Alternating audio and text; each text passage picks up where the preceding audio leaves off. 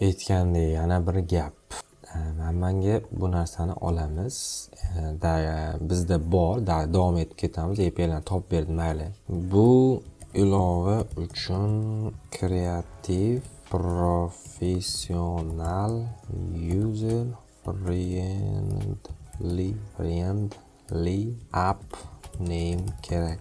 Bundan bosamiz. Currency flow, exchange mate, rate pilot, valuta hub, FX converter, currency flow, pul birligi kurslarini oqimi oson, tushunarli tarzda boshqarishga urg'u beradi. Exchange mate, do'stona, yordamchi sifatida valyutani almashtirish va hisoblash uchun qulay.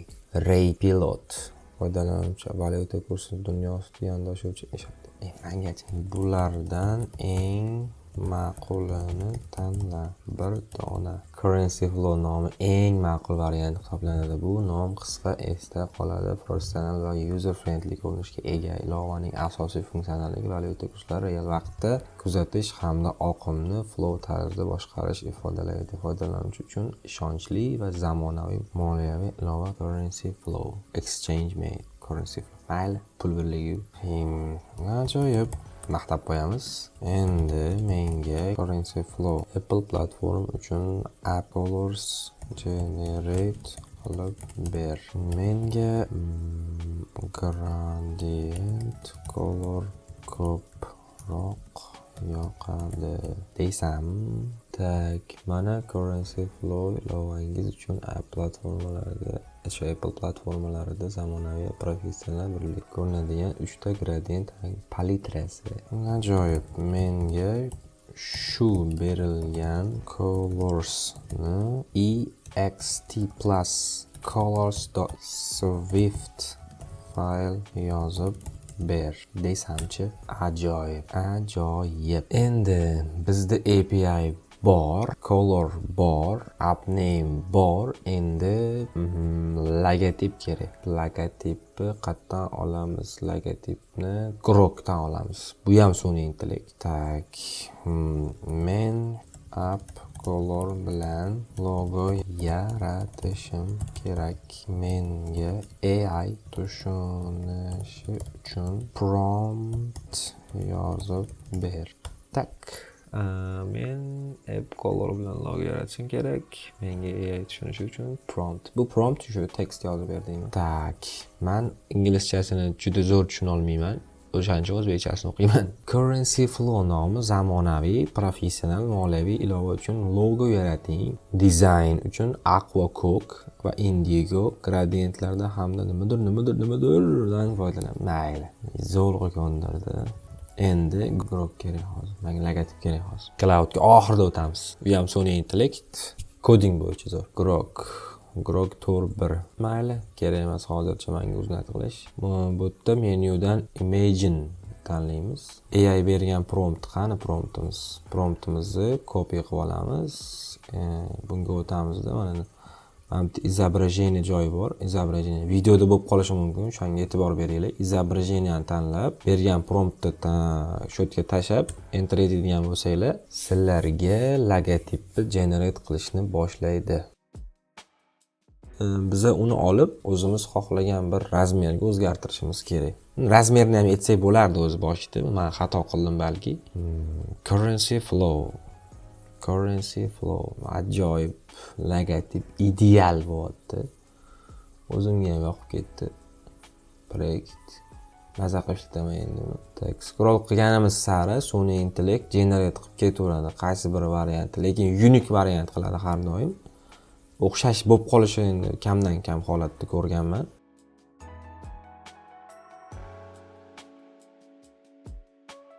Tak, bir logotip tanladik, yoqdi, skachatni bosamiz. Bizga skachat qilib bermaydi-yu, kattaroq variantni ochib beradi. O'sha yerdan saqranit image as deganini tanlab logo deymiz.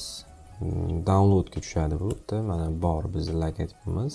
Bizga Figma kerak bo'ladi. Bu logotipni ustida ishlashimiz kerak.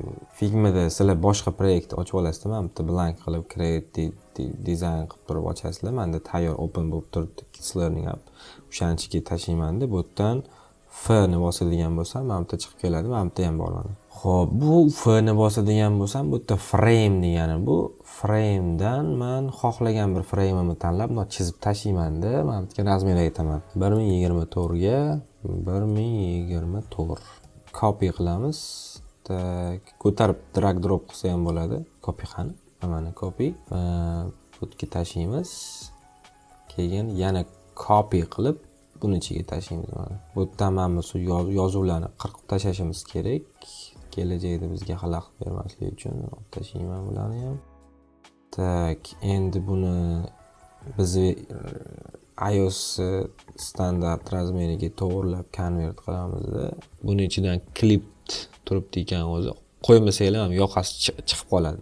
Klip qilsa berilgan razmerni klip qiladi-da. Dahshat bo'ladi, logotiplar ustida turadi. Xo'p, 1024 ga 1024 razmerda, 1024 ga X 1024 razmerda bo'ldi bu logo. Tak, endi biza bu logoni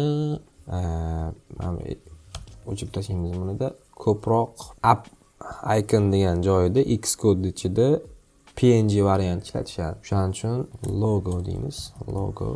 Keyin kelajakda applicationni ichida settings, balobatlarning ichida app iconini ko'rsatmoqchi bo'lsak, logotip ko'rsatmoqchi bo'lsak, PDF varianti ham olib qo'yganimiz yaxshi. Sababi PDF varianti juda katta kачествоda beradi. Ya'ni tiniq, juda tiniqlikda beradi. Oddiy image yuklasa, Xcode bilsanglar ichida 1x, 2x, 3x deydi.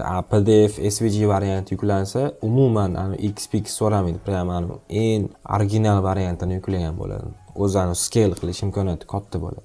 Logotip ham tayyor, nom ham tayyor, color ham tayyor, API ham tayyor. Endi biza proyektni strukturasini qilishimiz kerak.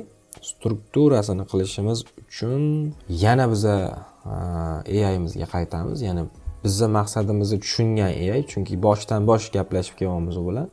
Bizaga aytamiz endi loyihani yaratib ber deymiz. Bu nimaga prompt engineering deyshadi? Mana shu sizlarga example bo'ladi. Men yozganman Xcode project sifatida yaratadigan loyiha bo'ladi.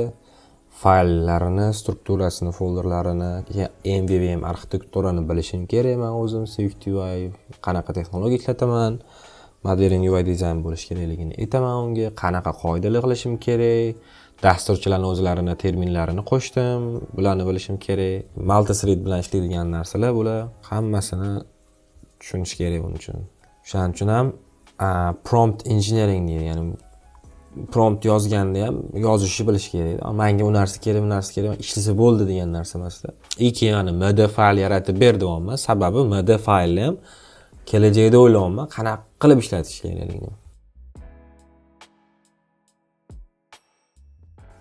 Texnik talablar Swift language bo'ladi 6, UIKit, MVVM, Modern UI friendly, clean code solid, dependency injection, async await, localization code, UI unit test kerak emas. Design guideline bo'yicha XT colordan olasan, papkalar o'rnatish, git clone, your furnace flow git, yaman git kerak emas. Hozircha env kerak emas, science playlist kerak emas. Mana bitta code as md yes. Tak. File name nima edi file name? Tak. Project guide yoki project setup. Endi biz buni Visual Studio Code ochamiz. Kerak emas bo'lgan joylarni olib tashlaymiz. Mana siz so'ragan talablar kerak emas. Bular loyihani Xcode currenceslar, balobatlar, test case kerak emas. Dependency domainlar mayli tursin. DI'lar bor, texnik unit test kerak emas menga hozir. Vaqt oladi, user token vaqt ko'p oladi undan. Pod mod umuman kerak emas menga. Boshlanish dependency o'zi biladi uni, boshlanishi SwiftUI'ga. Izoh loyiha zamonaviy SwiftUI best practice asosida. Zo'r mashq qolib ketgan ekan o'zi menda. tashkil qilinadi. Har bir qatlamda kod qisqa, ravon va solid prinsipial. Demak, zo'r, bu gap yo'q. Tak, agar xohlasangiz degan so'z umuman kerakmaydi bizga. Tak, tayyor proyekt setup qilish uchun. Endi hamma narsamiz tayyor. Endi Xcode project yaratsa ham bo'ladi.